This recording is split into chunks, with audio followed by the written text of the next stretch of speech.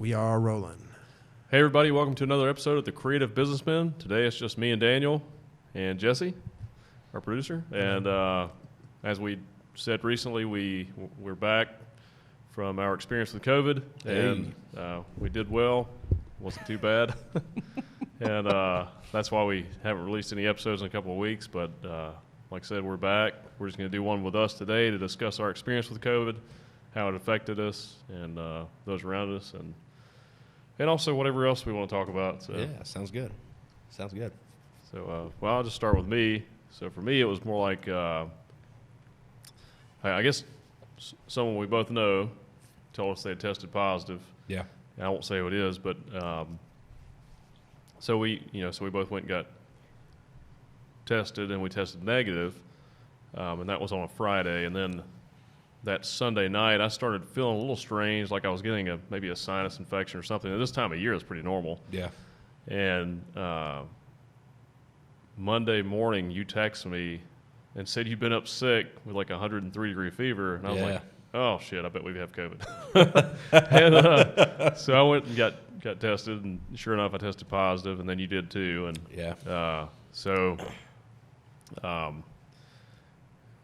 we still had plenty of work to do, so we kept working, but we just quarantined ourselves. I quarantined in my upstairs of my house because I can't get my wife, my daughter's sick because of their responsibilities. My wife has to work, and she can't work with COVID, and my daughter can't go to school if she has COVID, so stayed away from them, and just did a lot of work, a lot of writing, a lot of reading, and it was, it's frustrating being separated from your family and other people, but it was actually productive too. I got a lot done. I also read some interesting things about COVID-19. I read that, and these are all from reliable sources. It's not just crazy stuff you see on social media, but I read that 94% of the people who died from COVID had underlying health conditions and were mostly elderly people. Yeah. And that the other 6% of the people who died from COVID were mostly elderly people and had no other underlying health conditions. And I think the death rate now they're thinking is somewhere around 1% overall. But then if you're a healthy adult, like myself, it's most likely less than 0.1%. So, and for me, it was not a bad experience. It was really like a mild cold. Right. The only strange experience I had was I called you. Yeah. Actually, and it was Tuesday morning. So Monday all day I felt pretty normal. Tuesday morning at 8 o'clock, I started feeling real dizzy, and I had like this strange pressure in my head. It was like just an even amount of pressure all the way around. It was like my brain was being squeezed. And it made me feel like my equilibrium was off. Yeah. And I also started to lose my smell and my taste when that was happening. It was almost like it was correlated. And but then a couple hours later, by 10 o'clock, it was just I was normal again. Lucky. And so that went away. But I'd called you at about 9 o'clock, and I was like, hey, man, you felt dizzy or anything? And you're like, yeah, I'm feeling. Yeah, I was feeling a little bit at that time. It got worse, but yeah. And but then Wednesday I woke up and I felt completely normal. Yeah. Like I felt actually the best I felt in a long time. And then Wednesday night I felt like I had a cold again, and then I started having this cough, and I felt kind of just under the weather for the rest of the week until Sunday. I started feeling pretty normal again. And then the second week I was pretty much normal. Had a cough occasionally. Yeah. It was worse at night. But as far as like just my physically the way I felt totally normal. And actually, I'd read on the CDC's website that from when you first start experiencing symptoms until 10 days out, or after, like I guess 10 days after you started experiencing symptoms, as long as you haven't had a fever within 24 hours, you're no longer contagious. As long as you haven't been taking any fever suppressing medications or anything. Right. Or fever-reducing medications, but so really, I guess I technically wasn't contagious even before I came out of quarantine, but I just stayed there for the 14 days just to Yeah. make sure that my family didn't get sick. Plus, we have a nanny, and she has an underlying health condition that could, put her at risk, so I had to stay from her also. But it worked out. Yeah, well, I'm good. you sailed through it marvelously. Did. Marvelously. You were an inspiration. This is superior DNA. I was kind of like, fuck you a little bit on the inside. I'm just going to be honest with you. I like you a lot. We've been friends a long time, business partners and all that. But I was kind of like, you fucking guy. Like, really? Because you were like, oh, yeah, I'm feeling pretty good today, man. I'm feeling good. And I'm like, feeling like not the worst, but like pretty fucking bad. Yeah. So I was like, damn it, it's going to be a ride, man. Well, I stayed really busy, but you stayed really, really busy. I did, yeah. So we had a mutual friend that tested positive, and what's interesting is actually, like, you and I get. I mean, it's obvious that you and I, if you got it, I would get it, and vice versa, because we spend a lot of time together. Always together. The other person, though, I think we just spent a long time in a similar space, because I don't think we actually got within 6 feet of that person, but it's not a big deal. I think we did one time. Maybe? Yeah. Maybe it was one time. I think we did one time. Maybe. And I don't think we had a mask on either. Yeah, see, it's like crossing swords. You're just not supposed to do it even once. That's right. I don't know, man. I mean, well, It just depends on what you're into, right? That's true. But, I have no problem with people that want a sword fight. No, it's true, man. That's true. Good sword fight's fun to watch, I guess, in the right context. So yeah, man, we had got notified, and I wasn't feeling anything, and I don't remember if I think I may have tested negative on Friday. I don't remember if I tested. Did I go get tested or not? I don't remember. You got tested. I know I did on Monday, but I'm saying that Friday. I don't think I did. I think you tested negative, and I didn't have any symptoms. That Friday I actually tested positive again. Oh, you did? No, I went the next Monday. Yeah. And tested positive. Okay, yeah. Well, but then by Friday I tested negative. Yeah, I'm talking about the previous Friday. Didn't you test the previous Friday and test negative, or Thursday or something? Didn't you test? I thought you had a negative test. No, I tested Monday, and then my wife and daughter got tested Tuesday. Gotcha. And they tested negative, and they tested negative on Friday because they had to get tested twice. Gotcha. So you didn't get tested negative before you tested positive. Oh, no, you're talking about the first Friday. Yeah, the first one. The first Friday it was negative. Yeah, That's that's what I thought. Okay, so you had hit me up. You're like, hey, I'm just going to be proactive and get in, because you're more responsible than I am. And so you got tested. You were negative. I was like, I didn't feel anything on Friday, honestly. So I was didn't like, either. I wasn't going to get tested. And then when you tested negative, I was like, fuck it. I don't need to go get tested. But that's another thing, too, is if you're not feeling anything, then you're not supposed to be contagious. There's a lot of people that I've gotten a good relationship now because I've referred them so many people to get tested, but they said that they're actually having to turn people away. They have a strict questionnaire now they're doing because people are getting tested just to get tested. Yeah. And they're advising people not to get tested unless you have symptoms, which is, I don't know if that's the CDC thing, but that's what that facility is telling people now. Well, I read on the CDC's website that it doesn't really say for sure, but it seems like if you don't have symptoms, if you're asymptomatic, you're not likely contagious. Right. And I was around my family on from when we were exposed until Monday when I quarantined, so that makes sense. 4 or 5 days. Yeah, it makes sense. And they didn't get it. So yeah. So anyway, Friday I was nonchalant. I was doing my deal. I worked the weekend. Sunday, I had no noticeable symptom. Maybe I felt tired, but I mean, I work so much. Like it wouldn't be unusual for me to feel tired. Right? No, I don't know. I don't really remember any. You don't symptom. sleep enough anyway. Exactly. Yeah, I don't remember any symptom. What I do remember is waking up on Monday morning at like 1:47 a.m. throwing up, like just sick. Like, oh God, something hit me. Throwing up, yeah. 103.7 fever, because I was like burning up. I was like, I got to check my temperature. 103.7, throwing up, brutal. I finally fell back asleep at 6 a.m. I got up. I dragged out of bed at like 8:30. I still got to work. I still got shit to do, So I got up and I was like, I'm just going through the motions. I'm like, oh, it hit me, right? And I think we talked at some point. You were going to get tested. I was like, okay, I'm going to go get tested. Went and got tested positive, and I didn't quarantine at home. I quarantined at my office, and luckily, basically, I own the building, so I had a quarantine spot at home and quarantine spot at my office, and we just moved everybody out of my entire facility, essentially. So just kept myself to myself. And it's just probably more productive for you anyway. It was, yeah. So I worked every day, but a lot less. I mean, definitely, I think that first day, the fever was brutal. the throwing up and all that. I don't know where that came from, but that went away. My appetite completely went away. I think day 2, I worked 15 hours day 1 like an idiot. I think I did too much. Day 2 on Tuesday, I felt it.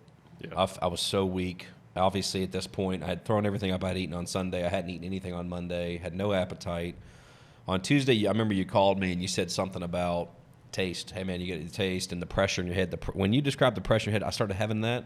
Yeah. But a couple hours after our call, I really felt that pressure that you were talking about. Strange feeling. And that's when I lost all taste, all smell. I couldn't, I joke, like, my wife could have been farting up a storm, literally. Everybody in my life, you could have smelled.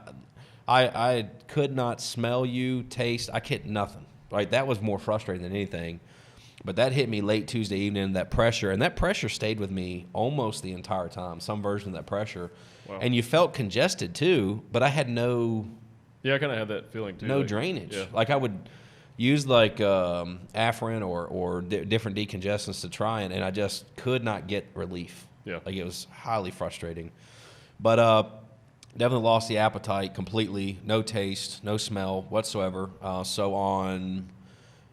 I couldn't eat. I didn't even attempt, but, like, fast forward a week, got more tired every day. I started getting to where I've got a Oura ring on, it tracks my sleep and everything else. I've been wearing it for maybe, 7 or 8 weeks. Yeah. So I have some data prior to getting COVID, and it's interesting. If you look back at the last 2 weeks, I averaged about an hour and 55 or an hour and 57 minutes more per day sleeping than what I was pre-COVID. So I was sleeping more. Definitely had more downtime. So, like, it shows your inactivity time, and my inactivity time went up by 40%. Wow. So that's if you average across the 2 weeks. So, definitely more lethargic, definitely tired, definitely trouble focusing. I think that may have been just not having energy, not eating, not having nutrients. And focusing, I'm taking a lot of over-the-counter meds. And first thing I told the doctor when I got diagnosed, I said, hey, I want the Donald Trump treatment. I want roll out the red carpet. I want all the stuff, right? And then I got my bubble burst, and they're like, unless you're showing severe symptoms, you need to just use over-the-counter meds. Yeah. So that's what I did. Yeah, that's what my doctor told me, too. They said that that those medications can actually be dangerous to Yeah. you or harmful if you don't need them. Yeah, so I Yeah. I went in over-the-counter. So I think between the over-the-counter meds, I'm not a medicine kind of guy. And so I think between that, the lack of eating for an extended period of time, and then plus COVID, I think that was some of the mental fog and some of the having trouble focusing and just tired, just super tired, just weak. And I was still going through the motions. I was still working every day, still communicating, trying to communicate on the phone, trying to text, trying to do all my stuff, run the businesses every day. But I noticed, whereas normally an early day for me might end at 9 or 10 or 11 in a 2-hour ride, I was ending at 4 and 5 and 6, especially by the second week. Especially by the tail end of the first week, I was so weak. And, Jesse and I were talking earlier, and Jesse was saying how he's backed off on caffeine. Congrats, Jesse. Yep. I'm going to straight with you. Like, it was meds and tons of Pedialyte. I was averaging just by the time I was getting out of the house, 2 liters of Pedialyte just to get out of the house. It's like a 2-hour routine in the morning to get moving. And I was averaging like 4 to 6 liters of Pedialyte a day. Tons of caffeine, too much caffeine, lots of vitamin C, lots of vitamin D, double the daily amount recommended. Not giving medical advice. This is what I did. Yeah. Wrong, right, otherwise not sure. Did my omegas. Just tried to get all my vitamins in, my magnesiums and potassiums, and I was just trying to get some type of nutrient down, and lots of Pedialyte. Pedialyte's got sugar in it, but is what it is. I was just trying to hydrate, and then you had given me some before, and then I ordered some more of the liquid IVs. Yeah, stuff's great. And I was doing those daily as well. So I was just a trying lot better for you than Pedialyte. Yeah. So, and I couldn't taste the Pedialyte either, but I just felt like I was just trying to get stuff in me. Yeah. And I did the liquid IVs, and I did that. And by the end of the first week, start of the second week, I was super weak. And I don't know, man. I'd have like 6 to 8 hours of functioning time in a day, and it just went to shit after that. I'd have like a window of time where I could really get some stuff done, and then just everything got done slower. All the email responses slow. Everything was just slower. Yeah. And I'm not the guy for the excuses. Like, it is what it is. If you're sick, toughen up, get your work done kind of deal. And I'm that way. I still believe that. If you can physically work, if you can physically move, talk, speak, text, you should be doing something productive, reading. Yeah. But I just got to the point where I even struggled to read. And I read a lot. I've been reading. There's years back-to-back years where I read 100 books a year. My worst years, I usually read 40 or 50 books a year. That's how I was brought up. I read a lot. Yeah. So it was very frustrating for me to have all that time trying to read, like you say, where you got to read some additional, and I couldn't maintain. I'd get to the end of a page or end of a chapter, and I wasn't retaining what I was reading. I was getting foggy-headed. So that was a little frustrating. Yeah. You know, but I just got through it, and I got to tell you, on like day 8 or 9, I just had a moment where I was feeling playful, and I bit into an onion, a raw onion, just a big one, like an apple. I bit into it like an apple. No taste, no reaction, no nothing. Just bit into it. Wow. Chewed it up. All I could taste was I didn't taste this. All I felt was a texture. And I bite in straight in a lemon. I did garlic, and it felt like little pebbles, like rocks, but no reaction. I'm not gonna nothing. It was almost like I wasn't doing it for any type of nutrient thing. It was just literally like I was hoping that something would be so severe that I would just taste it, right? Yeah. Nothing, no reaction. You even ate some hot sauce too, right? Ate hot sauce, yeah. No, the only way I could tell you it was hot was, so like I'm forcing myself to eat, have no appetite, I'm not hungry, and I'm trying to eat. So I've got, let's say, like some sliced steak or grilled chicken or whatever, and I'm just trying to get something in me. Yeah. And I'm loading it. I'm like trying to put hot sauce. In my head, I was like, maybe this is a congestion issue in the hot sauce. If I get it really hot, it'll just clean this all out. Maybe I'll taste it. Nope. I could have drank the hot sauce. The only way I could tell you it was hot was after a while, I started to physically sweat. Oh, yeah. But no reaction. No reaction in my mouth. It was very weird. Wow. So it didn't affect your nothing. Mucous membrane or anything? Not that I could tell. Wow. It was very weird. It's very weird. So I don't know, man. It was a weird experience, to put it lightly.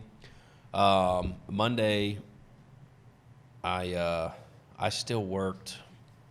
I probably and I dropped way down to like 6 to 8 hours a day towards the end of the first week, and the lion's share of the second week, and then towards the end of the second week, ended like day 13, 14, 15, day 14, 15, etc. I think I put in a 12-hour day, which is the first 12-hour day I'd put in probably since week 1. And finally, yesterday, midday, I think day 16, but yesterday, midday, it just hit me. And I felt better, almost euphoria.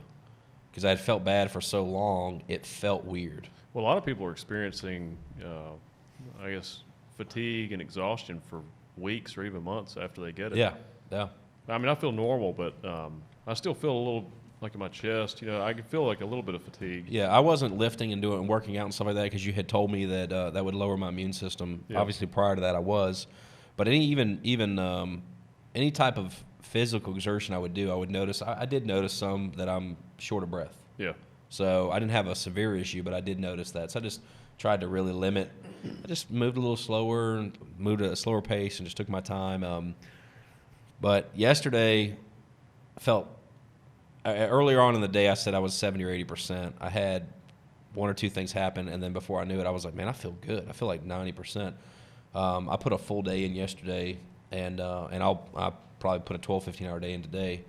I feel great today. Now, I still don't have any taste. I don't have any smell. Yeah, that's neurological, so that could take a while. Could take a while. Yeah, we had a partner. I know you guys want to hear this. I had a partner out before we started this podcast who farted.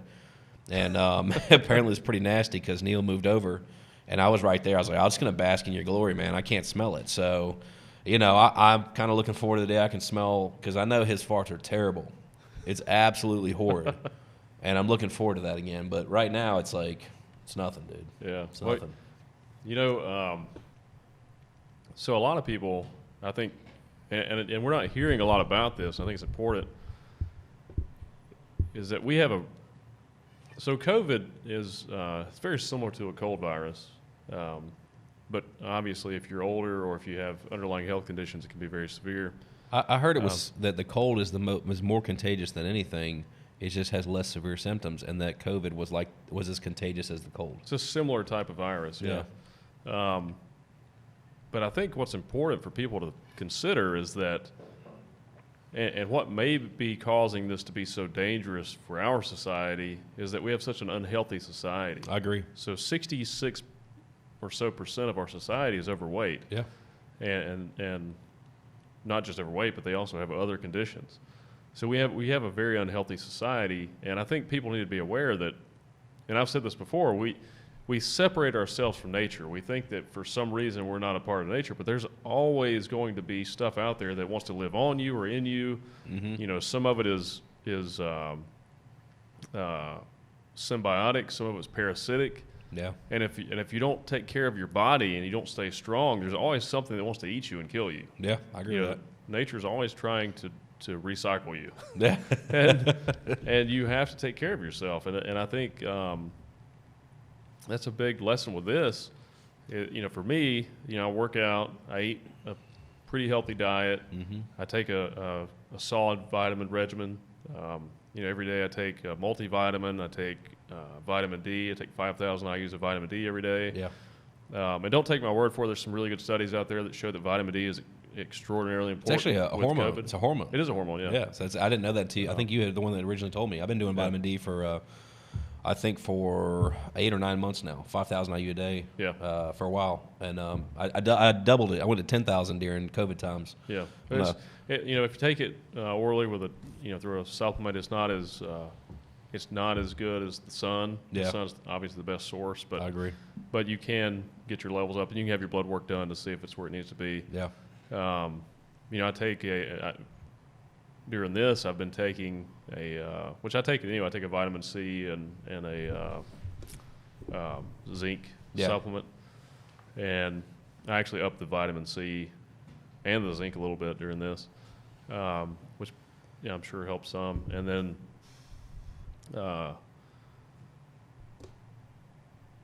and also outside of that, I think you also have to consider the placebo effect.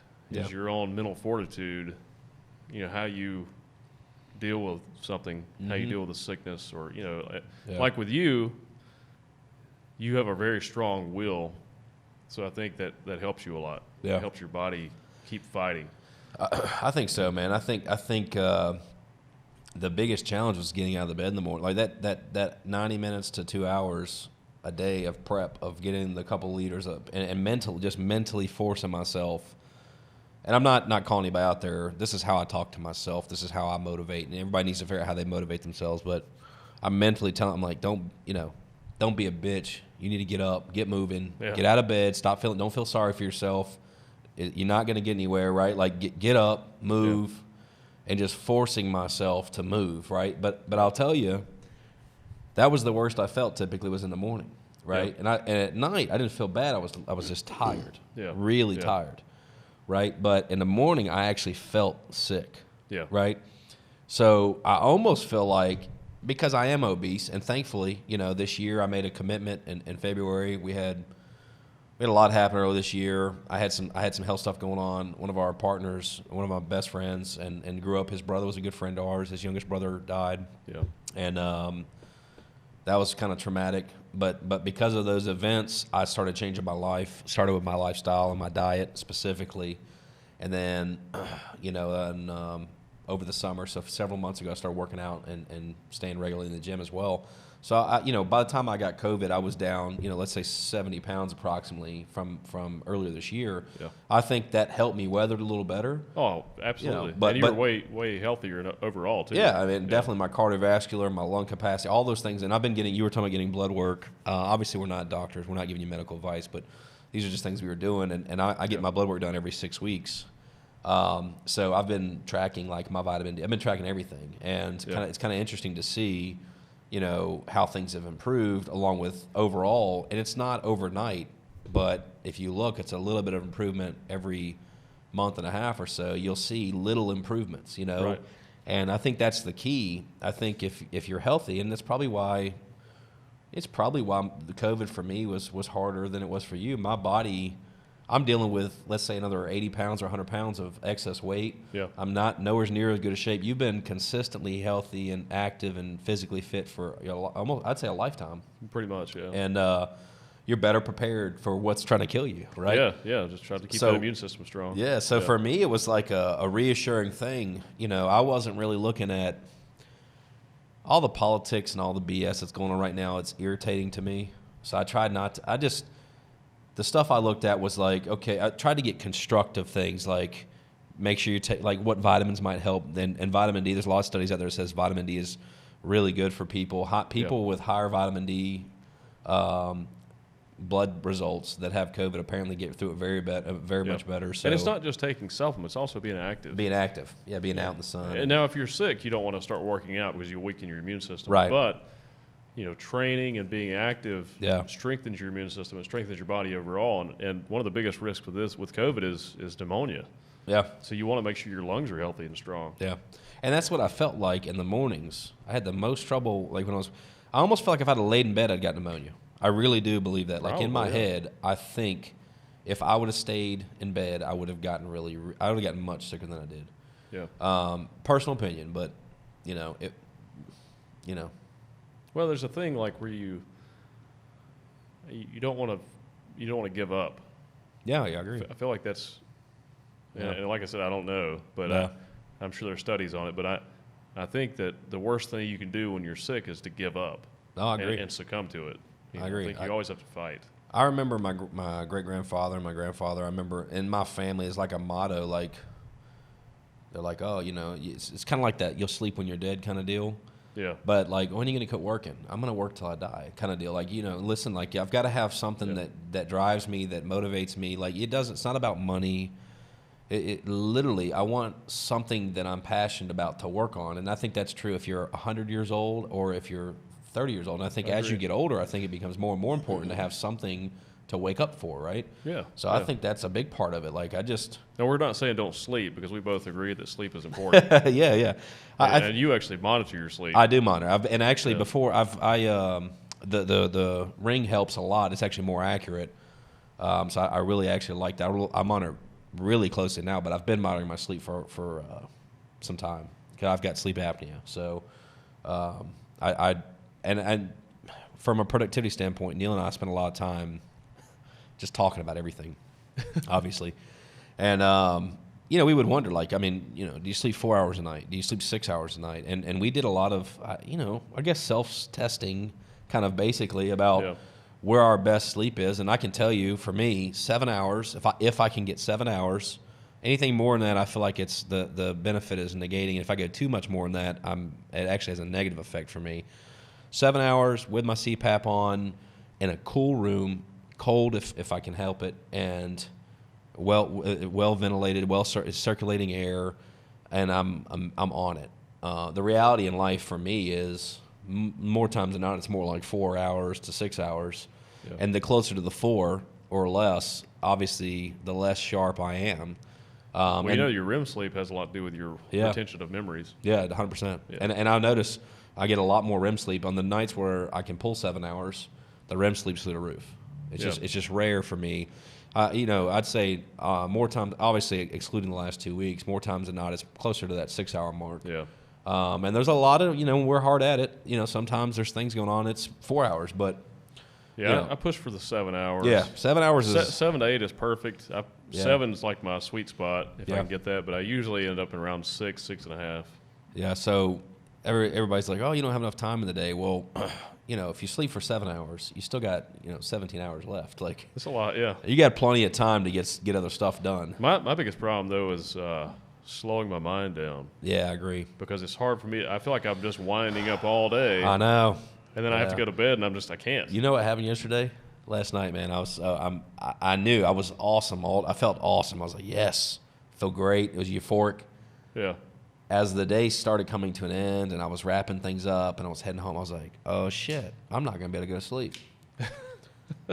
And there's some things that I do to help me wind down and go to sleep. I'm not doing those things currently because of COVID, and just trying to be paranoid and just really be careful situations to put myself in what I'm doing. But I tried to shut this mind off, and sure enough, it happened. So last night I got home, and I felt really good. I think I got home at, I don't know, maybe midnight, 12:15, something like that.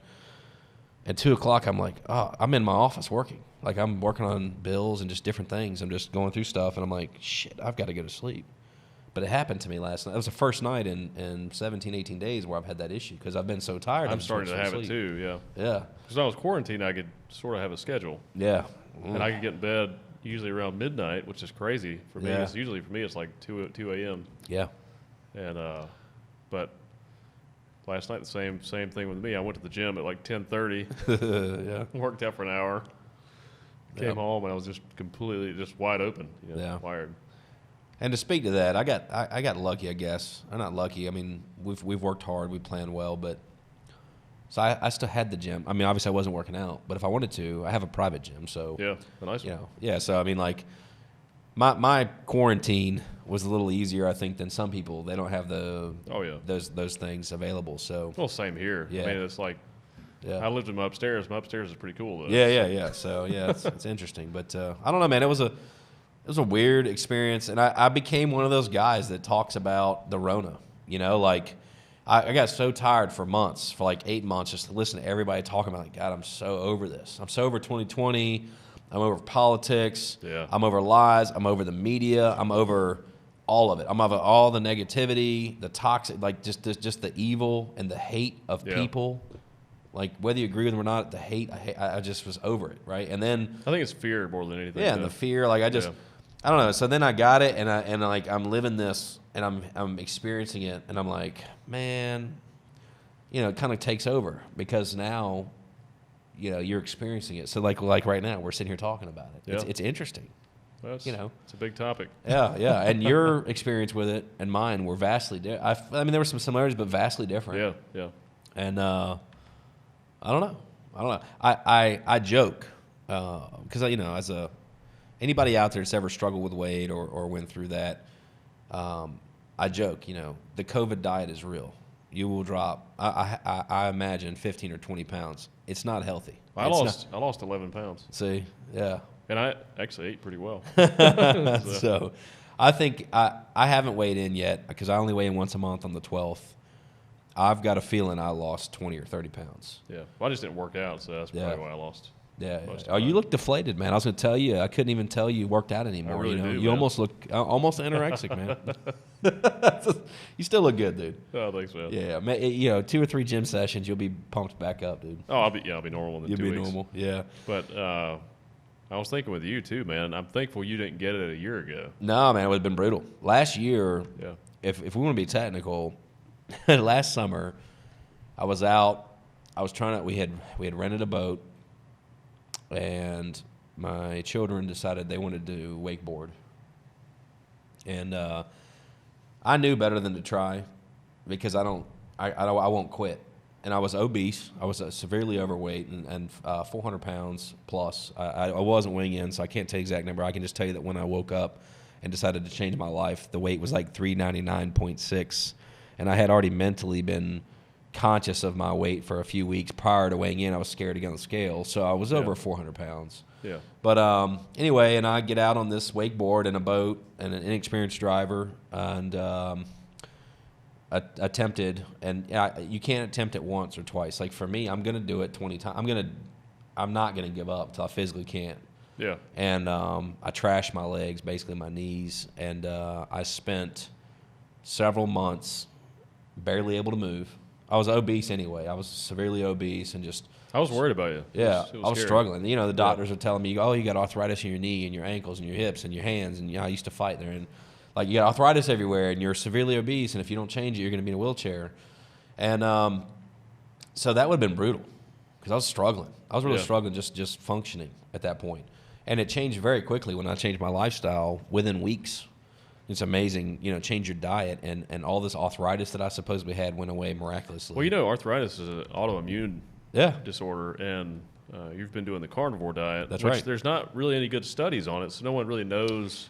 I didn't do the diet actually to lose weight. I think somebody had, maybe even you, had sent me something on carnivore or inflammation, or basically, originally it was like an elimination diet. Yeah. Basically, it wasn't specifically for carnivore. It was we're going to do an elimination diet. We're going to take everything down just to solid sources of meat, get rid of everything else, and then slowly add one thing back in. Like give it a couple of weeks and then add one thing back in and do that one thing for a week and see if you have a reaction. Figure out what's causing the inflammation in your body. I felt so good after 2 weeks on carnivore, like my knees, like everything. Like I'm talking about night and day difference. Yeah, and it seems to be pretty common with everybody that's done it that's done it right. And I don't know a whole lot about. You know more about it than I do. Yeah. It helped, man. That changing my lifestyle and my diet, and I hate to use the word diet, but just changing what I was consuming and my mentality about food and lifestyle overall, fixed all the things that these doctors were trying to suggest surgery or suggest a ton of medicine. I don't like taking pills. I didn't take anything, but all the things that they wanted to do, which have a laundry list of side effects, I solved with my diet in 2 weeks. Yeah. And it stayed there. And I've stayed on carnivore the entire time. And I guess if I had to say one negative thing about it, it doesn't affect me, but for the average person, it's expensive. Yeah. Well, that's true. To have healthy cuts of meat, quality sources. Yeah, because you want to make sure it's organic. And grass-fed and stuff and like that. Otherwise, it's not going to be healthy.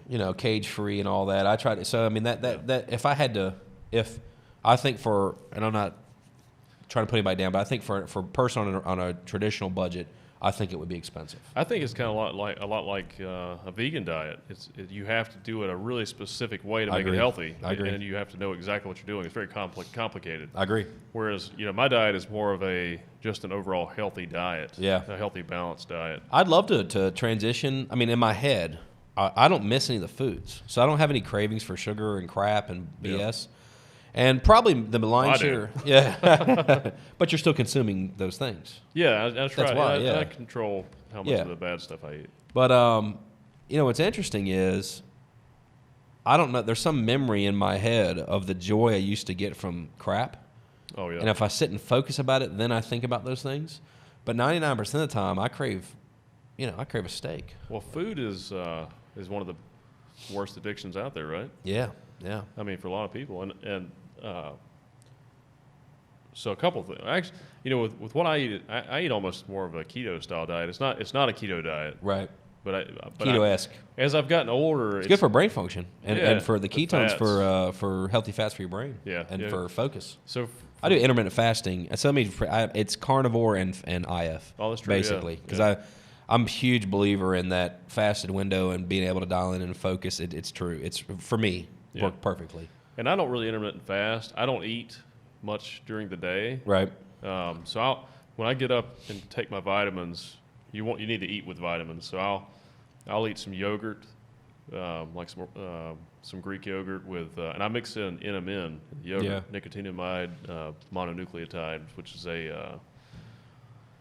it's a genetic supplement that's designed to actually heal your DNA.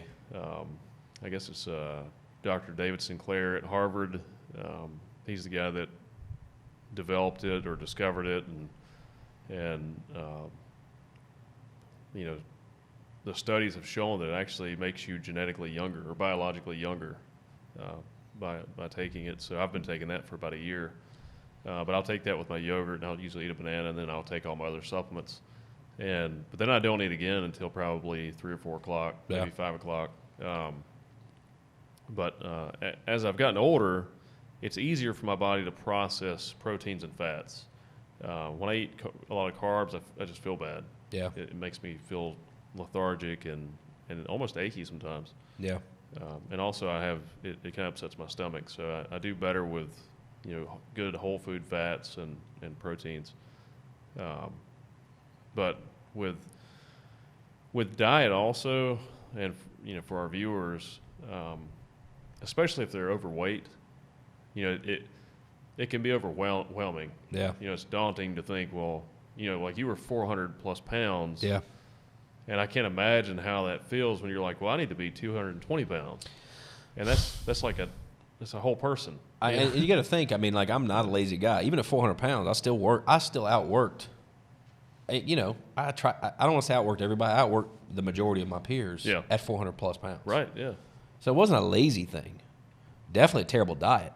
and maybe I was lazy about eating healthy, about my lifestyle. Yeah. Right. Well, I think we're all predisposed to certain types of things too. Yeah. That Well, I was was your eating thing. a ton. I mean, I was predisposed, fine. Yeah. I mean, like I get it. I'll agree with that on some level, but the predisposition argument can't be all of it, because the moment I changed the lifestyle, the weight started dropping. But it's also like I told you then. I was like, don't find a diet. Yeah. You know, just change your lifestyle and Yeah. keep a healthy lifestyle forever. Because even if you're only losing, say you're losing 5 pounds a month. I mean, you've lost 7 plus. It's 7 point. My average today. Now this isn't accurate. This information is about again coming up on a month old. But if you average it to date, it's like 7.33 pounds a month, I believe. Yeah, which is great. Which now this month's probably going to be skewed because the COVID, the Rona diet got me probably added another. I probably lost 30 pounds this last month. So what's 80-some pounds a year? So. Yeah. So now thanks to COVID, when I hit the year, it's probably going to be like 100, 120 pounds. But yeah, some of that's probably water, but probably yeah. And the year marks in February. I think February 12th is a year for me. But for anyone, if you can average at least 5 pounds a month in weight loss, you'll be where you want to be within a couple of years. Here's the problem when you're obese. My problem with it, and I think what I hear from other people, you know, like one fat guy to another fat guy, I can talk to another fat guy and be like, hey man, come on. Like I was there, right? And they know that I used to be really big, and they see that I'm still big, and they'll let me get away with saying it. Yeah. We've got some guys, I talked to them about this, and here's the problem. Is the problem didn't arrive overnight, but you want to fix it overnight. You want to take some extreme measure. When you're 400, when you're obese, whatever that is for whoever you are out there, you know, 25 pounds overweight or 100 pounds overweight or 200 pounds overweight, you want to take an extreme measure and you want to solve the problem overnight. And the reality sets in day 3, day 4, day 7 that's not sustainable, for one, and two, it's not healthy, but it's not sustainable. The sustainability part is what makes people quit. They don't care if it's unhealthy. I didn't care if it was unhealthy. I wanted to lose the weight, right? Yeah. The problem is you can't sustain it. Yeah. You can't starve yourself into it, because a bad habit will not solve the problem. It will solve it for a week or 2 or 3 weeks for temporary. It makes it worse, though. But it makes it worse. When you rebound, you put that weight that you lost back on plus. Yeah. And so one of the best things, thanks to you and Gunny, our other partner, giving me some of his tips, but a lot of the lifestyle stuff came from you. Slow and steady. Like, that's the best thing I tell people. We've got a guy that's telling me he wants to. Back in the day, he lost all his weight. He was working out 2 hours in the morning and 2 hours in the evening, and he was doing this and doing that. I'm like, that's why you said back in the day when you lost the weight, and that's why you've put all that weight back on, because that is not sustainable. No, you're not a professional athlete. Yeah. You know, we're adults. We've got families and lives and businesses. You can't work out 4 to 6 hours a day and starve yourself. No. And you can't do it for an extended period of time. Well, you're hurting your body, too. You are. So I told him, I'm like, man, listen, it's been awesome. Like, literally 5 days a week, 30, 35. I get my workouts in with a partner. So there's 2 of us alternating exercises. I get my workouts in 30, 35 minutes with 2 of us. And then on days I do cardio, I lift 5 days a week, and on days I do cardio as well. Yeah. Add another, and I don't do enough, but add another 20 or 30 minutes of cardio. And I'm going to be straight with you. I'm doing cardio, like, if we got a consistent average, probably like 2 to 3 times a week. Not enough. Yeah, I'm not either, actually. Yeah, but so what I'm really saying here is, you know, 5 days a week I'm spending 30 minutes in the gym, and maybe 2 or 3 of those days I'm spending more like 40, 45 minutes, 50 minutes in the gym. Yeah. It's not that much. No. And the bulk very reasonable. It's very reasonable. Yeah. And anybody can. I'm very busy. I get people say they're busy. I'm extremely busy. And like I've told you before too, man, you're very successful. Don't you want to enjoy that success? Yeah, you've told me that, and that makes a lot of sense. And you have young kids. You want to make sure you live a long, healthy life for your kids and your family. But I think that's what people, that when they get to a certain point, they want an overnight solution. They take these super extreme measures. I did it. They take these super extreme measures and they set themselves up to fail. And there's a depression and a mental battle that they repeat this cycle, and then, you know, I was a comfort eater, man. You know, like I would work all day, and then I'd have these moments to myself sometimes where, because, you know, when you're really obese, you don't want to binge eat in front of other people, so you get like these private moments by yourself. Yeah. Like I've worked hard all day, man. I'm just gonna run to Sheetz. I'm gonna blow $20 at the gas station on bullshit food, or I'm gonna hit Chick-fil-A. I'm gonna spend $28.35 on a ton of food, and they think it's for me taking food home for my family, and it's all for me. Or back in the day when I was coming home at 2 o'clock in the morning from Virginia, and it was a 6.5-hour ride, and the only thing open was McDonald's, and I used to get a 50-piece nugget, 2 large fries, and 2 drinks for, it was $10.99 or $11.99. Like, you binge eat. You just eat bullshit, right? All day I was good, which really meant all day I starved myself. I worked all day, and I use the word starve and not fast because I wasn't doing it with intention and purpose, and it was starve yourself all day and then binge eat at night. But you do it in private too, right? And private. It's like food masturbation. Yeah, man. Yeah, and then after you eat until you feel sick, until you feel miserable. That was my version of full, right? Yeah, that's a weird thing about our bodies, right? Yeah. Like I've thought about this a lot of times. You know, there are more I guess organisms in your body or that make up your body than there are that actually just make up what is you. And it's like hundreds of thousands of different organisms or something. And my organisms were hungry. But I'm curious about how much that affects your affects you cognitively. You know, affects your lifestyle and your. So I'm going to mess this up, but there was a Rogan podcast where he had somebody on, and they talked about sugar bacteria in your body that love sugar. Yeah, stuff like that. Yeah. Right, and so you have to kill them off. I'm like, what?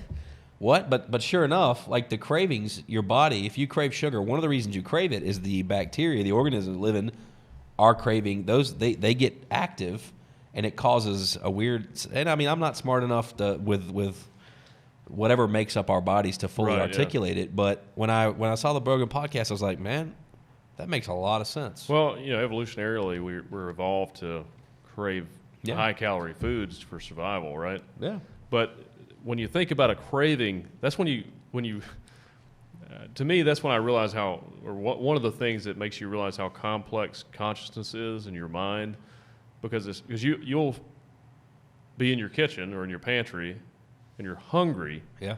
You're craving food. You see some Oreos. You're like, oh man, I really want those Oreos, but I'm also at the same time like, man, I don't need to eat those Oreos. Right. Like I really don't want to eat those Oreos, but god damn it, I want those fucking Oreos, man. And it's just like, what is that? Is that because I don't want to eat those Oreos, right? But this body wants to eat those Oreos. Yeah, man, I want to fuck those Oreos up. Yeah, let me tell you, fat boy story right here. And you wonder how much control you actually have over. I'm gonna tell you my control right now. Consciousness. You know what I'm gonna do? I'll be standing in the closet, in the pantry, rather. Sorry, I'm in the pantry. For all you out there, I was in my underwear in the pantry, looking sexy, right? And I'm like, yeah, look at those Oreos. You know what? I'm only gonna eat one sleeve, not one Oreo, one sleeve. I'm gonna be good. I'm just gonna eat one sleeve. Right, that was me being good, right? Normally what happened, you come back a little later, you're like, oh, you're back in the pantry. Maybe it's 5 minutes, maybe it's an hour. You're like, oh, I'm so hungry. One more sleeve, you know? And next thing you know, you've eaten a whole pack of mega stuffed Oreo. Yeah, but that's terrible for you. I know it's terrible. While I'm doing it, you like, once you give in, you feel guilty even thinking about it, and you're considering it. And then once you give in and eat it, you're like, oh, it's awesome. And you have euphoria set in, right? So weird, man. It's very weird, man. I haven't had this in a long time, but I remember the feeling. Yeah, it's strange. And it is. And I've never had it to that level. Oh, I had it, but man. I still deal with it. And I'm just like, don't bring me no double stuff. I want mega. I get arguments with my wife if she bought double stuff even, or damn a regular Oreo. Double stuff I could deal with, but I want mega stuff Oreo. Like you get picky as hell too. Like what the shit is this? I want mega stuff. If I'm gonna eat it, if I'm gonna eat an Oreo, I want an Oreo. I want a real Oreo. But you're like, who's in control of this body? I don't know, man. Sometimes I felt that way. I'm like, somebody else's. Sometimes it's like you're a passenger in your body. Yeah, man. Yeah. Like one side of my brain, the intelligent side of me knows I'm doing something really stupid because I want to lose weight. I want to be healthy. I want to all those vain reasons you got. I had all of those. All the health reasons because of my kids, my wife, my family, me. I had those reasons. And then just from a performance standpoint, I knew that I would be a better in every aspect of my life, from sex to my business, if I was healthier, right? Yes. So all these things in my brain, I'm an intelligent guy. I can tell myself those things. But the unintelligent animal, whatever inside of me. Maybe it's just all the passengers in our body. All the extra passengers, those motherfuckers have no willpower, man. Yeah. And they won. They had no willpower, but damn it if they weren't convincing. It's all the hotel guests are Yeah, eating. man. All this They shitty were food. convincing. Have you ever just opened your fridge and stare at the fridge? All the time. All yeah. the time. Yeah. I can't help it. Like you guys you're totally describing my pain. Oh, yeah. Like growing up, I was a chubby kid and stuff, and then like into high school, through college, through my 20s and early 30s, skinny. Like and I got too skinny. Like in college, I probably got down to 169, which is tiny. Yeah. I'm probably close to, not quite 100 pounds more than that now. And then, but you keep up like, oh, it works for me in my 30s. I can eat a whole medium pizza and still see my rib cage. That's awesome. And stuff. But then, like, you hit the 30s, and then I discovered, unfortunately, craft beer. And playing a lot of rock and roll where you're not really running around on stage. You're sweating a lot on stage, but it ain't from running. And then it just... Later in life, it just stays, and it's like, I remember looking at all my aunts and uncles, and they're all about this shape, and I'm like, damn it. But then, but you can change it too. Like the few times I've done it and it's worked, my weight's totally fluctuated. The one thing that's worked for me, but I hate it because you have to put so much into it, but maybe that's just the price you got to pay, is counting calories. I hated doing that shit, but that was the only way I found where I could kind of, in my head, maintain what I did each day, and sure enough, I dropped weight consistently. I felt better, and then I, derailed that. So maybe I need to find something new and adjust it and be more realistic with it. Okay, it works. Yeah, for sure. Well, every pound, I think, Neil, if I'm not mistaken, you can correct me if I am, every pound of muscle you add takes 50 calories a day to support. Right. I don't remember, but yeah, something like that. So if you put on over a period of, let's say this next 6 months or year, you just made a commitment to be healthier, and you were able to put on, say, 10 pounds of muscle, right? Your body would naturally burn 500 extra calories a day just to support itself. Yes. Right. Yeah. Right? That's a pound a week that you would burn of fat. Nice. So imagine an individual that has 10 extra pounds of muscle, they can get away with 3,500 extra calories a week. Oh, yeah. And so, like, that was one of the things for me that made me go, I'm not dogging any bodybuilder. I don't have the want to be that. Right. Yeah. I want to be healthy. But I was like, hey, if I can put on, that was my thought process. If I can put on 10, 20 pounds of muscle over an extended period of time, year and a half, change my body composition, that is going to help me maintain the weight, Absolutely. right? And do it over a period of time. Right. And then changing because I'm sure at some point I will transition. I have added, and this is I lied earlier, I apologize. I have had avocado a few times here in the last. But it hasn't had a negative. No, it hadn't had a negative effect because the original goal of this elimination diet was to get rid of all the inflammation and figure out what I was allergic to. So maybe 4 or 6 weeks ago, I did add some avocado one time. Maybe it was 8 weeks ago. I don't remember. And then I went a few weeks and I had another avocado. And so I have added some avocado occasionally. I've had avocado half a dozen times in the last 8 weeks. Right. But other than that, I haven't added anything else back in. But I don't know, man. I think make those changes. I do want to eventually add some other foods back in, some food groups slowly. So I don't want to trigger something to trigger a bad reaction. So I'll add them slowly. But I've just felt so good doing the other changes that I haven't. I'm like, man, I'm good. I'm not craving anything. Well, if you want to lose weight too, you have to have a calorie deficiency. I agree. And I've never counted calories successfully. I hate it. But if we were technical, I mean, he had said when he was bodybuilding and training, and he was working out a lot and competing. Yeah. He was eating like 6,000 or 7,000 calories a day. He said it was a lot. Yeah. It was force feeding myself. I can tell you for a fact, I was eating 10,000 calories a day. Obviously, you don't get 400 plus pounds without eating, right? Right. I can tell you for a fact. And literally, I encourage you. I can tell you the cost of my meals, unless they've changed the price at Chick-fil-A. And how do you spend $28 one individual at Chick-fil-A? 28 plus. How do you spend and Taco Bell's cheaper? How do you spend $21.73 at Taco Bell by yourself? Right? Yeah. And that was me, right? But I mean, if you go back and look, and I can show you the food, and we can do the math. I was eating 10,000 calories in a ride home in 90 minutes. Wow, that's crazy. Wow. I know you're probably not doing that, but no. if you aren't, I couldn't burn 10,000 calories. I mean, what is it? The swimmer. Yeah. What are we talking about? The Olympic gold swimmer. name? The guy that got in trouble with the the marijuana. Yeah. What is his name? Michael. I think it was Michael or something. But anyway, him. Yeah. You know, I remember watching something that said he was consuming 10,000 calories a day when he was training for the. And I'm sitting there going, that was my problem. I just wasn't training for the Olympics. You weren't swimming all day. I wasn't swimming all day. You just be swimming 10 hours a day. So, you know, but I definitely agree, Jesse. I think on some, I didn't count the calories, but I changed the lifestyle in such a way and the diet in such a way that for you to eat 10,000 calories of steak, you're doing something. I don't know how many pounds of steak that would be. Yeah, that's a lot. But it'd be a lot. Die. Yeah. I don't eat that much. I don't think I'm getting there. And I can tell you, plus there's a filling effect. Junk food and bullshit food does not fill you up. No. And if it does, it has an addictive effect. It does. You want to eat again. Yeah, like That's you just problem. crave it more. The more you eat, the better it tastes. Yeah. Yeah. Which is interesting because you're supposed to have a depreciating return on something you enjoy. So in theory, if I bit into something that I enjoyed, I've gotten that level of enjoyment. It releases a hormone. When I bite into it a second time, I should enjoy it less. Maybe your body is seeking that first experience and it's never going to happen again. Yeah.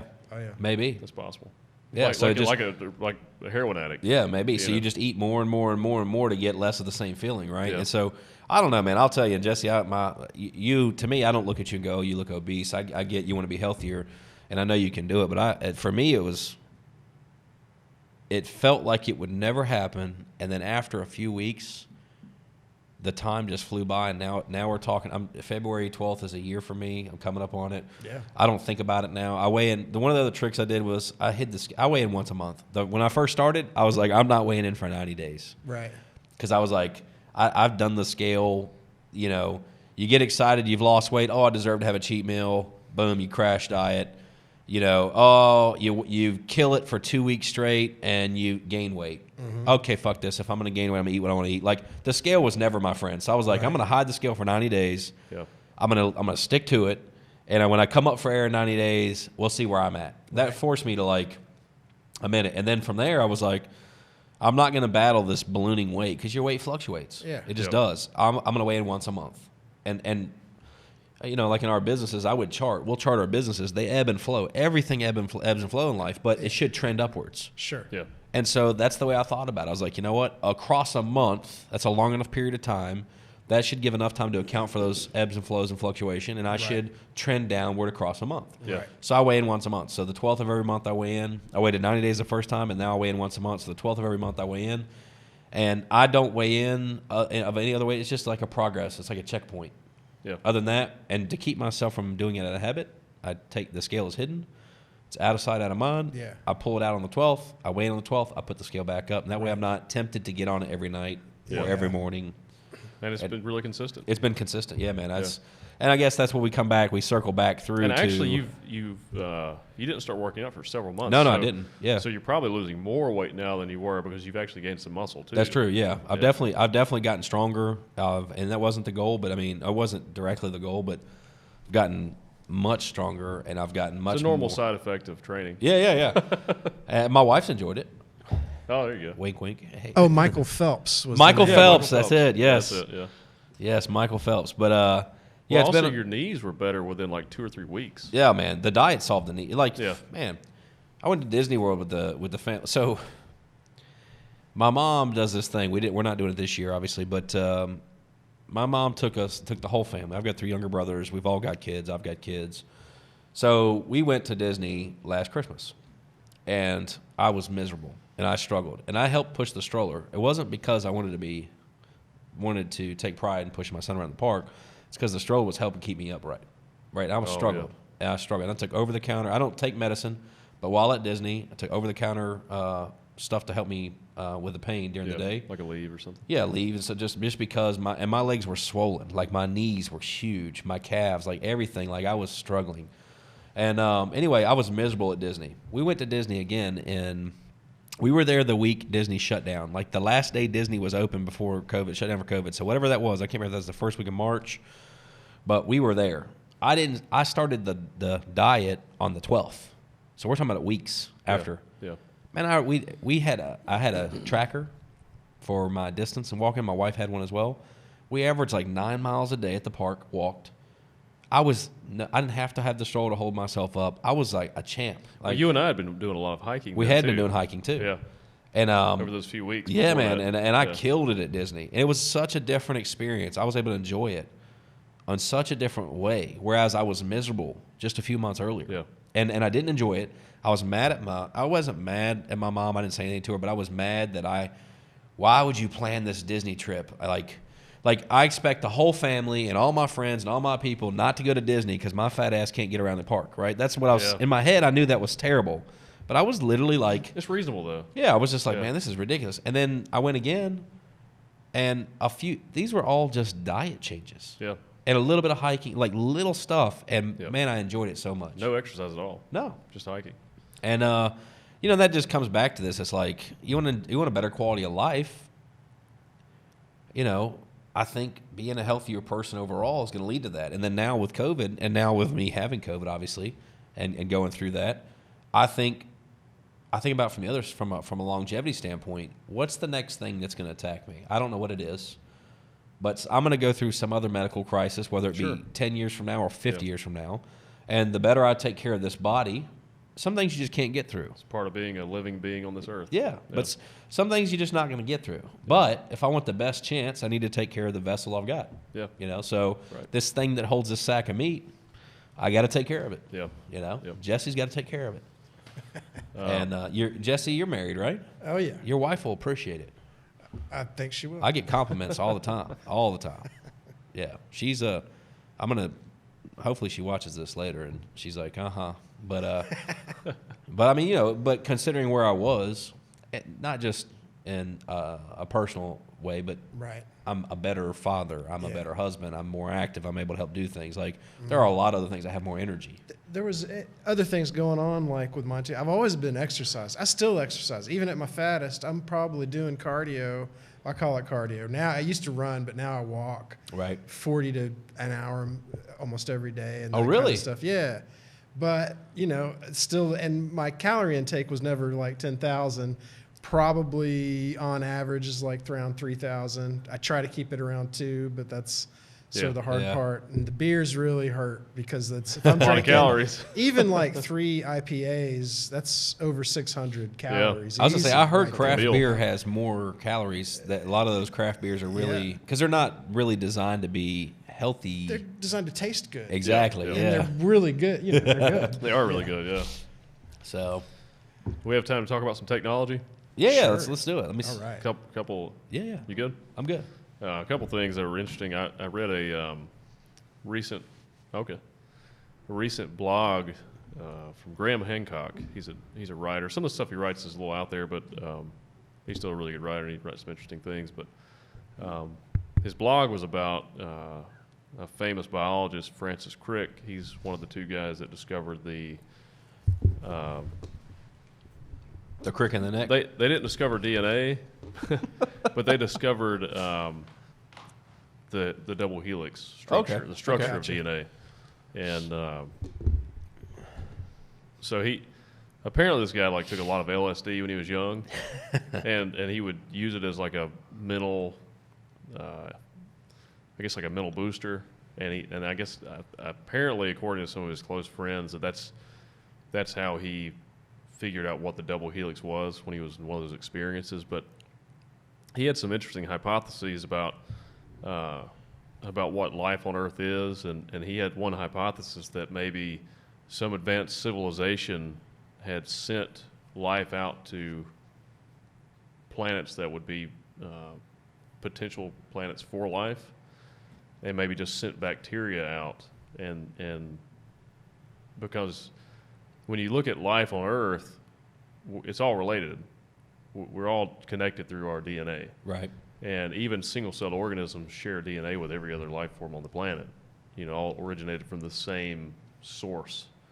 And then it branches off and evolves into different things. But it all came from the same single-celled bacterial organisms, hundreds of millions of years ago. And so whether it came from somewhere else or it was already here, maybe that's just what happens, because everything's created by the explosion of a star, right? The core of a star is what creates all matter. And maybe part of that evolution, if it's in the right place, is life. You know, it evolves into life. But regardless of you know, where it comes from or what it is, one of his theories was that all life is the same. Like DNA is the life form. We're just vessels that carry the life form, and that it's all one single life form. The DNA is the single life form that's becoming conscious through us, and evolving. And it was really fascinating. And it makes a lot of sense too, because we're just looking at our own bodies, how we're composed of all these other elements and stuff. You know, the things in us that want sugar or something, right? Or revolting, you know, that kind of stuff. You know, dependent on each other. And I was thinking about also, like, even in society, like, you know, with your own body, like you have certain cells that can go bad. You get cancers and diseases and stuff like that. Well, even in society, you wonder, like, why there are psychopaths and murderers and stuff. Yep. And maybe those people are just like the bad cells of the body of DNA. You know, like they just, something goes wrong in that code. Yeah. And then that person starts destroying the rest of the body. But now we're learning how to modify the code. Yeah. So maybe we can start fixing those genetic anomalies that go bad. But it's interesting how it's all sort of fractal, the way it scales down. You know, I've always said that our society, we're like the conscious ants of nature, right? Yep. We're constantly building this stuff that we don't really know why. We have no reason why, yeah. Or we don't understand it, but we just keep doing it. Yeah. And I don't know, it was really interesting. I just thought it was real fascinating. Oh, it is. Oh, yeah. It's sort of theoretically, you know, kind of reminds me of, what was it, Prometheus, like the Alien movie or whatever. But, you know, like we were sort of seeded here by stuff. You know, you could think of like they're like galactic Johnny Appleseeds traveling through the universe. You know, just they got this little bag of dust that happens. You know, and stuff. Yeah, maybe consciousness is like the ultimate inevitable thing that comes from life, from DNA. It eventually finds a way to become conscious. Right. And but you know, I feel like it's probably more likely just from matter that ends up in the right place, in the right environment. Oh, well, there's constantly, we're being bombarded with rocks and material from space all the time. It probably helps existence not to think too much about that. But, you know, they land here with different elements that haven't existed on Earth yet, but that are out there. You know, it's interesting. You know, are there things that are going to land here that are going to further biologically propel us into the future? Yeah, possibly. Just imagine if China could do this to the. What could a rock from space do? Yeah, for real.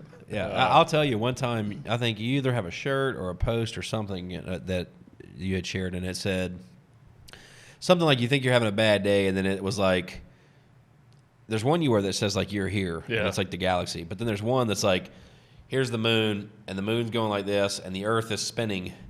Oh yeah, that's awesome. Yeah. Yeah, right. The Earth is spinning, and it's circling the moon, or circling the sun, and it's the and it's like you're spinning through space out of control, like. Yeah. And it's like, you think you've had a bad day, you're not. And I'm like, I have stuff like that. And I'm smart enough to go, okay, I understand the science behind this. I understand this, right? I'm just not going to think about it because, you know, then it kind of puts it in perspective, like kind of what's happening. Maybe it's not that big of a deal. Those are existential thoughts. But yeah, we are hurtling through space. Yeah. Thousands of miles an hour, spinning around the sun. Yeah.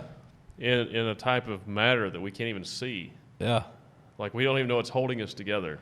And are we made out of real matter, or are we like a vibration? Are we, you know, or we just what code, is or matter? we just, it's weird. Yeah, time and space may not be real. It may just all be like a code. Yeah. You know, it's so all perception. It's interesting. It's real to us, whatever it is. Yeah. But yeah, I mean, you can't dwell on that stuff. But you know, it's also, you think about our lives. We live our life like we're going to live forever, and maybe we do. You know, maybe it is like this never-ending thing, and eventually we'll all be. Yeah. Our consciousnesses will all be combined somehow. You know, through the DNA structure. It's hard to think about that right now since I still can't smell a fart, though. Right. Yeah. I mean, just like. Does that fart exist? But it's the shit we worry about that seems so trivial. Yeah. Based on our surroundings and our situation as a species or as a life form. Yeah. I agree with you though, and it's like the ant analogy of the ants. Why does the ant build the hill? It just does it. It's supposed to. The queen wants it. The queen wants it, right? Yeah. I mean, like for me, how does it know how to build it? Exactly. Yeah. Yeah.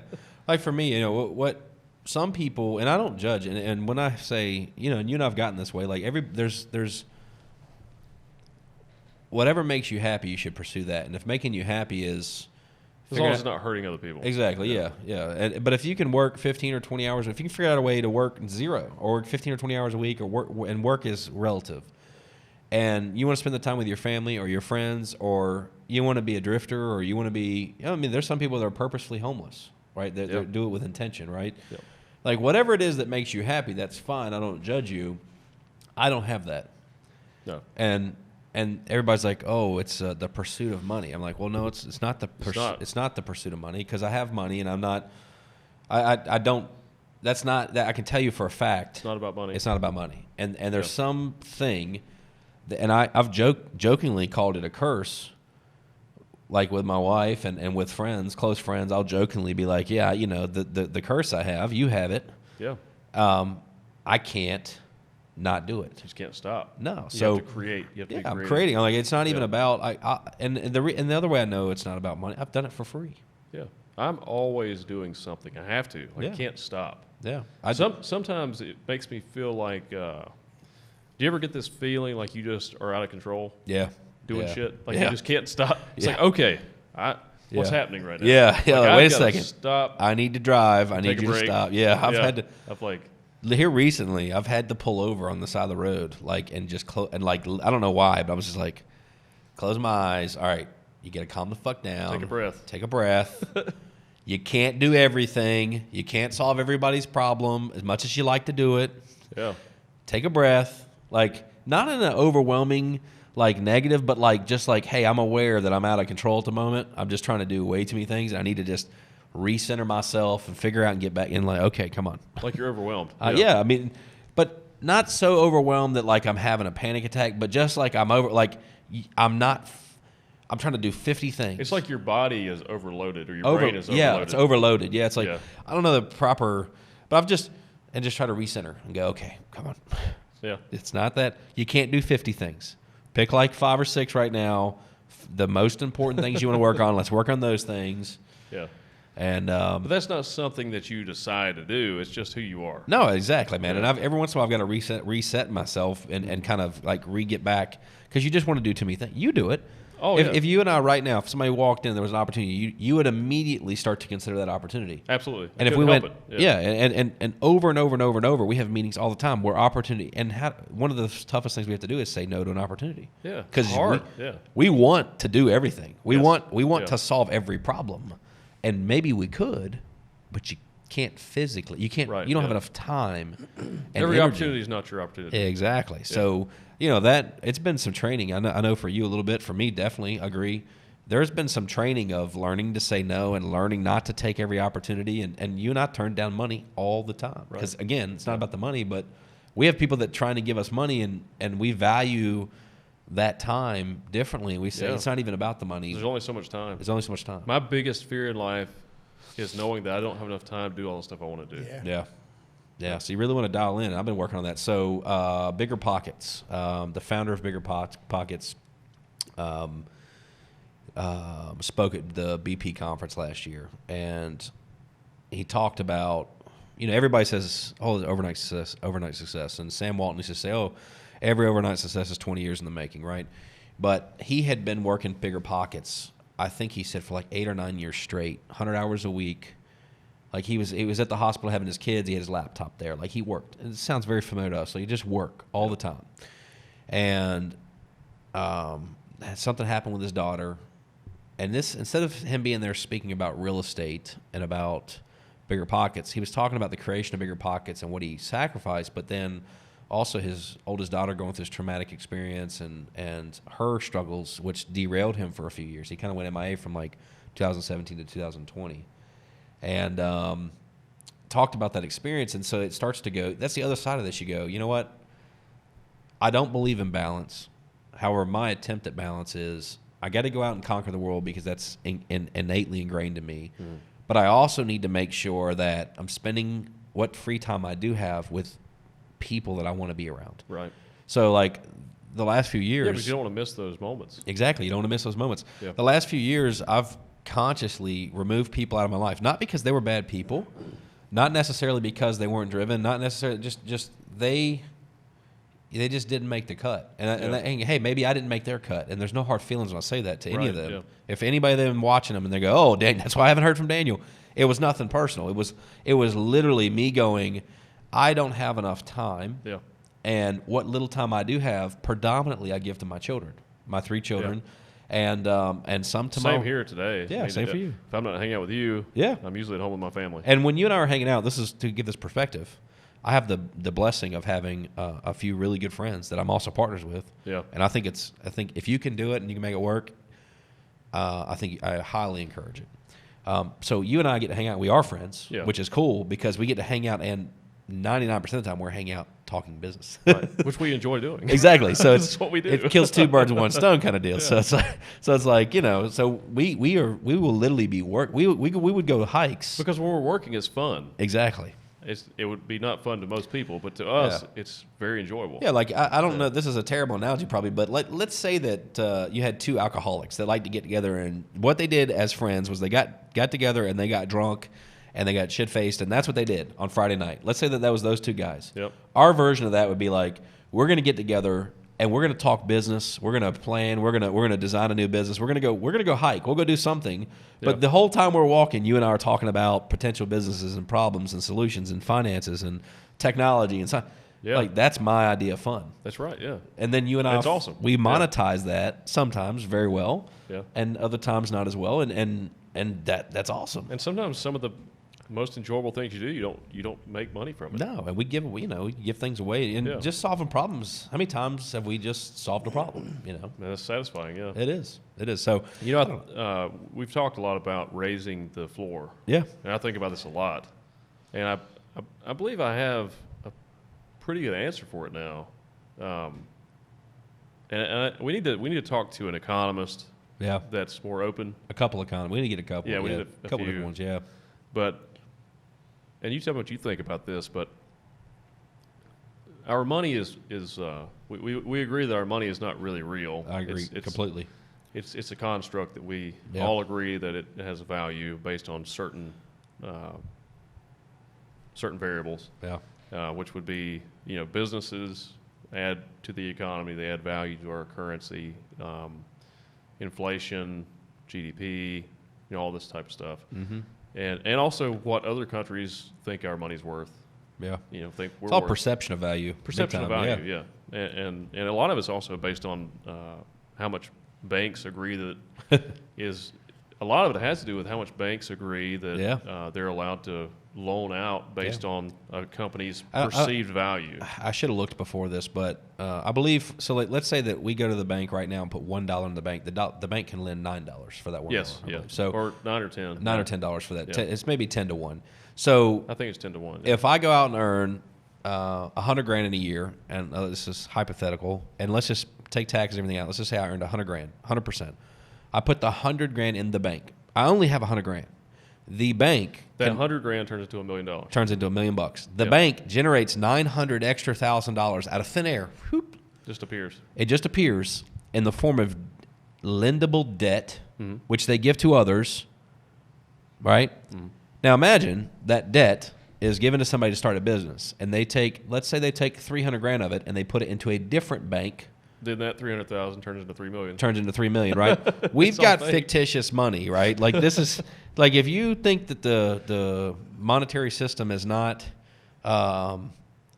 bullshit, like it's just fictitious. It has value because we say these pieces of paper. It used to be based on like metal years ago, gold and silver and all that shit.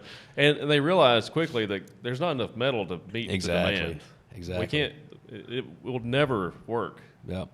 And let's talk about metal. I mean, like, just think about this for a second. Why was metal valuable, right? Because you could be molded into things, right? Well, that's true. Yeah. Originally, money was food. Yeah. or supplies. So, and we'll segue to real quick to financial advice. I like to collect. I don't collect collectibles. I don't, in this traditional sense, I don't collect unless you just get joy out of them. I like to collect things that produce cash flow, and people have to exchange something of value with me. They get the use of my thing, and they have to give me something in return. Right now, it happens to be dollar bills. In the future, it might be Bitcoin. In the future, it might be a cow or a sheep or a goat, right? Well, you do collect certain things. Things. You don't collect things, but you like to have nice things. I think I guess what I'm trying to say is like from an investment. You have that painting you commissioned. I do have that painting I commissioned. Like that, yeah. But large parts of my assets, I want to be paid in some exchange of value. And today, it just happens to be what we call a dollar bill. But the reality is, what really we're exchanging is that could be a cow. It could be a chicken for all I care. Like if the economy collapsed, they're going to pay me in something, right? Pay me in grain. Yeah. Right? Like the monetary system is so intricate, but I feel like it's so fragile. Well, here's my thought about this. And here's what I think would be a solution to the problems with poverty and everything that we have in our society, and maybe globally. And I think your solution can work, because if the bank can go 10-1 on money, why can't we do what you're about to talk about? I think what I want to do makes more sense. Well, let's hear it. So currently we look at individuals at people as liabilities. Yet everything that we make, like we talk about, we're doing all this stuff, and we don't really know why. We just keep creating all this shit, all this technology and all these products and things. Yeah. We're creating them for people, right? Yep. Well, we create them because we know people will buy them, so we can make more shit and more advanced stuff. It's a cycle, right? Yep. It keeps growing. But we look at people as liabilities. And that makes no sense to me. It seems like people should be the most valuable part of our society, because our society is people. You know, what makes up our whole society, just take the U.S., for example. The U.S. is not just land. The main part of the U.S., what makes up the U.S. are the people that live here. Right. So people should be looked at as assets and not liabilities. And then you say, okay, well, we need to consider that a part of the value of our currency should be based on the value of a human life, of a citizen's life. You know, what does it cost to meet that person's basic human needs throughout a lifetime, and we add that element into the equation of the value of the currency, and suddenly we have unlimited amounts of money.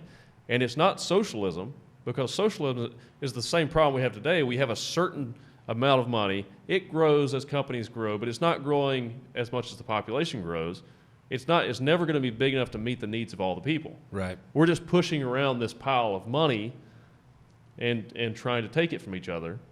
And if you have socialism, it doesn't work, because then it starts taking away from people's own resources, and it takes away motivation, and it also takes away the incentive to produce more and to innovate, and it becomes a stagnant, backward system where nobody wins, everybody just starts losing, and poverty grows.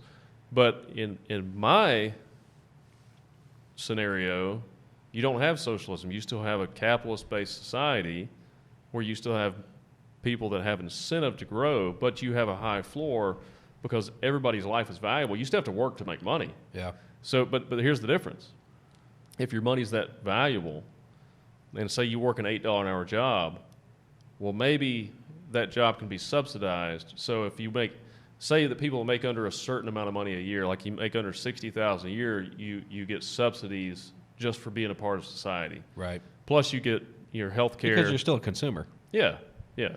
But you get health care. Well, I think what you're talking about, too, is kind of valuing an individual as a business, because you exactly. value every person as a corporation. Yeah, because if you think about the stock market is not based on historical. If we're going to be honest, the stock market is not based on historical returns for those companies. The stock market is based on future projected profits of those companies. Right. So if you treated individuals like that, like the business, like a stock, like a corporation, and based on everybody has a future production value. Yes. And they probably also have a future consup value. Yes. You know, maybe we could come up with some type of formula. It's all going to go back into the society. Yeah. So I like that. It's because it's not real. I'm sure you gotta like fully vet it, fully come out, and it'll never come through probably. But think about it this way. I think it will eventually. Yeah. I think once we start to merge with technology, we become more intelligent, we'll start realizing this makes more sense. Right. But think about it this way. 50 years ago, we didn't have the resources or the technology to meet the demand of that type of society. Yeah. Like if everyone had that level of resources. No, 50 years ago, if you were smart, what you were doing was you were a farmer and you would have more children so that they could work the farm. That was free labor. Yeah. That was their version of that. Yeah. Right. But that's another mouth to feed. Right. Yeah. So I don't know. Yeah, I like it. But I think this way, everyone has their basic needs met. Yeah. Or at least they have. It's easy to attain your basic needs. You still have to work to do it, but it's easily attained. And if we do have a certain segment of society that's not working, which would be a tiny percentage at this point, yeah, because there would be good opportunity even for the lower workers. Our society could easily subsidize that group of people too. But say if you're making $8 an hour, you're subsidized, so really you're making $15 or $20 an hour. And it's not a burden on society because our money would be so valuable. Right.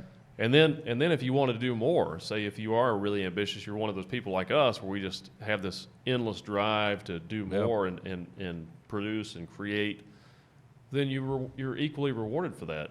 I mean, you're more than equally rewarded for it because you still have the same incentive. Yep. Nobody's taking away from you to give to someone that doesn't want to do or put in the work. Yeah. But you have a society where everybody has enough money to meet their basic needs. Like they can afford to buy a house. Maybe it's a modest house. Yeah. Maybe it's a townhome, but they can still afford to buy it.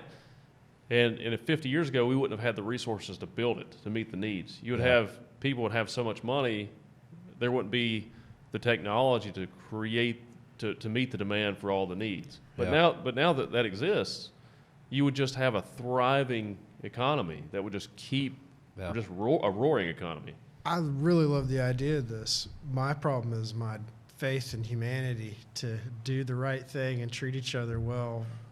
I don't know if people would do that. Well, see, I could see it happen in pockets. It'd be a slow thing. Well, you go back to that book I always recommend, that Steven Pinker book, Enlightenment Now, and if you look at the data shows that the more advanced a society gets, the better they get towards each other. The more empathy they have, so we're working the less crime. So we made it where you are, but does that take 20 years or does that take 200 years? Well, growth is exponential. Technology is exponential. So it seems like it would take hundreds of years. Right.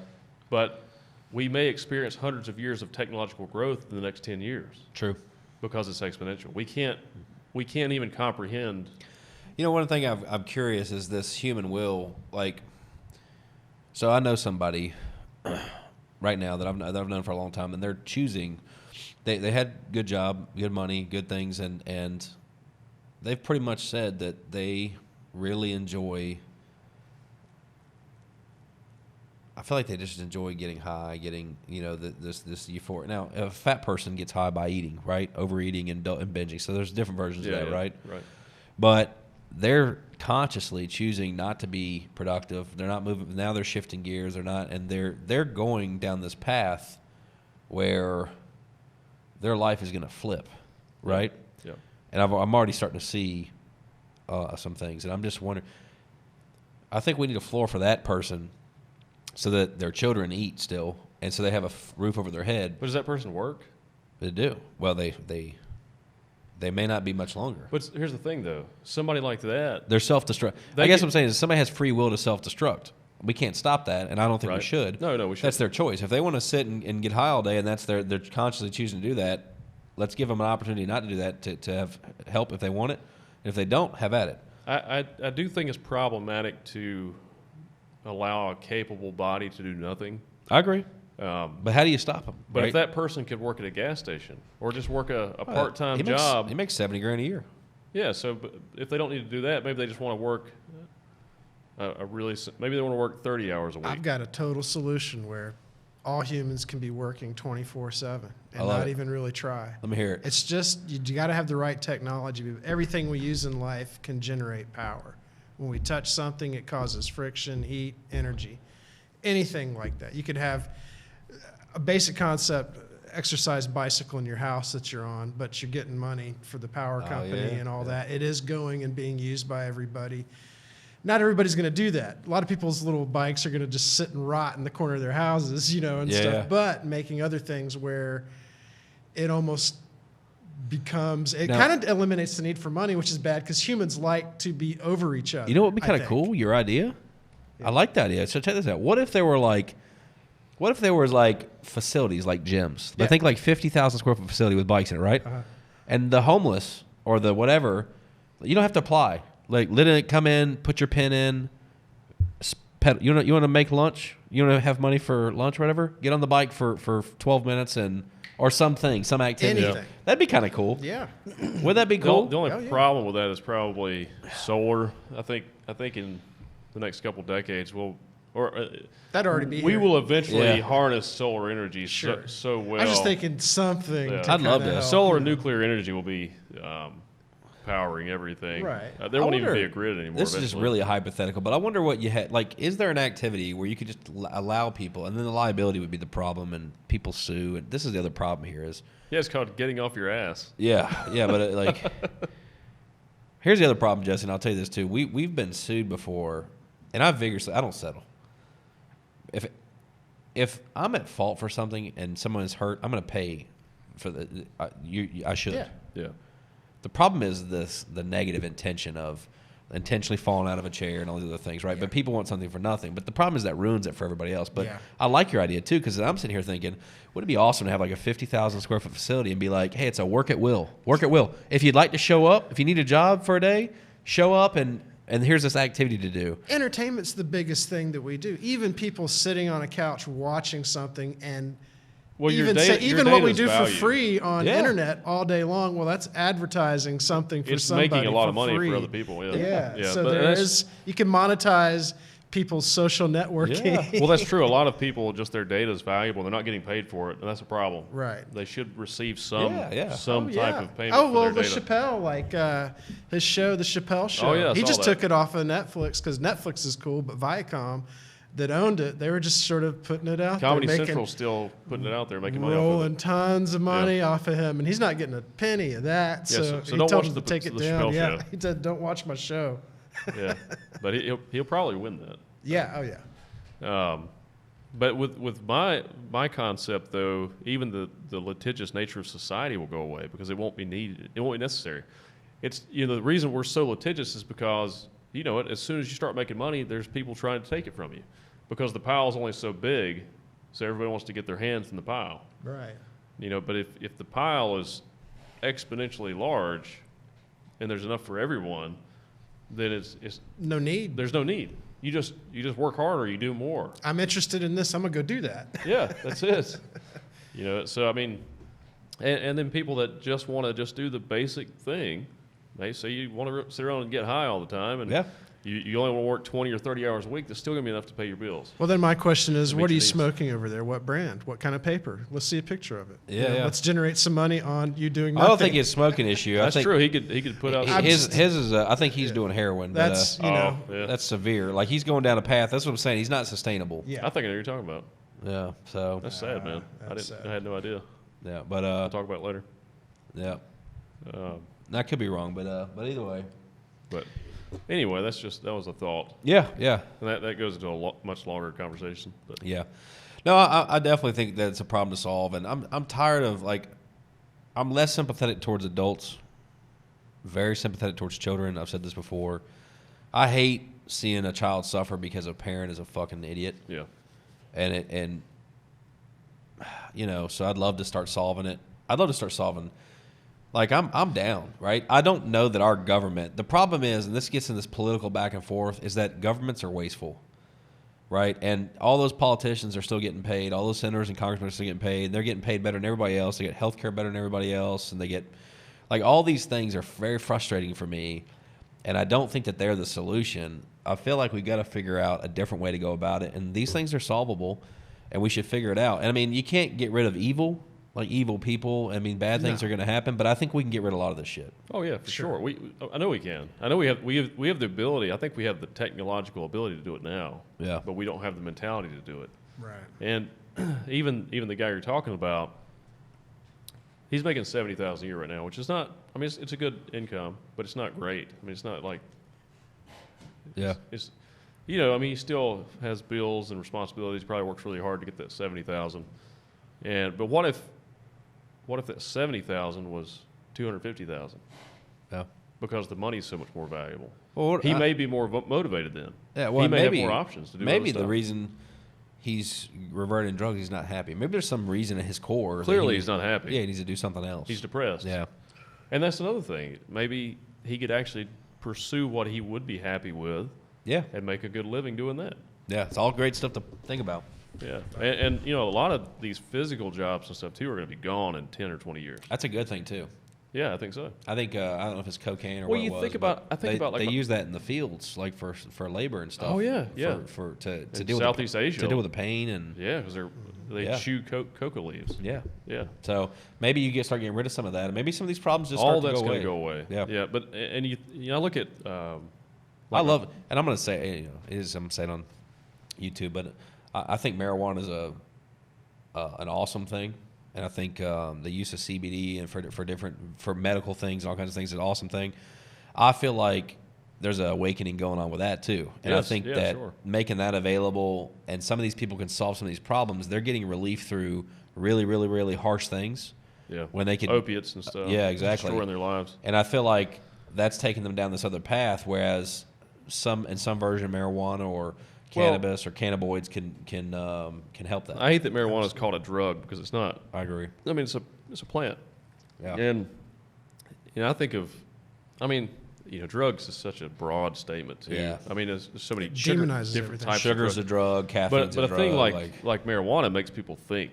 Oh yeah. You know, a thing like an opioid makes people escape reality and become useless. Yeah. I think people doing things that make them think more is good. Yeah. You know, make them more self-aware, more introspective, you know. And I think that increases empathy and kindness, you know. I figured out a solution, Jesse. You were talking about earlier, by the way. Yeah. Interrupt you. We need to turn. Everyone's full of shit, right? That's right. So we just need to monetize shit. We need to figure out a way to take people, human feces. Dude, easy. Just have it built. You build it. People can do whatever. Just make the toilet so there's something way that it generates money.